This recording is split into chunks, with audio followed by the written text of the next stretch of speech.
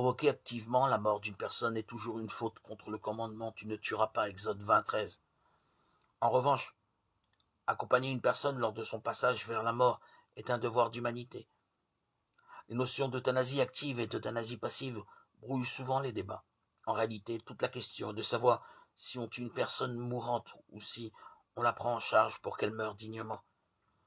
Assister activement une personne en provoquant sa mort est une offense au cinquième commandement du décalogue. Mais accompagner une personne dans sa fin de vie, c'est obéir au commandement de l'amour du prochain. Il s'agit ici, lorsque la mort d'un patient est considérée comme imminente, de cesser toute procédure médicale extraordinaire, onéreuse, disproportionnée, avec les résultats attendus. Cette décision doit être prise par le patient, s'il en a la capacité, sinon par un ayant droit légal qui respecte la volonté du patient.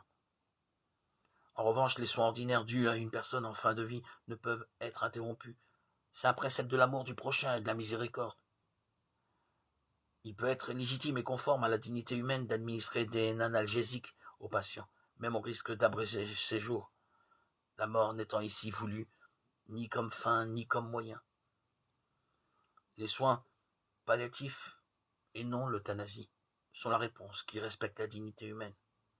Il consiste à mobiliser toutes les forces de l'imagination et de la solidarité face aux problèmes énormes qui se présentent à nous lorsqu'il n'y a plus aucune autre issue, quand la mort n'est plus considérée comme faisant partie de la vie. C'est la civilisation de la mort provoquée qui commence.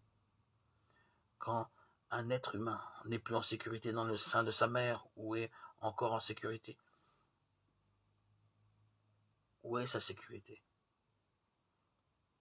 Les chrétiens se marient, ils ont des enfants comme les autres, et ils ne doivent pas faire périr les nouveau-nés.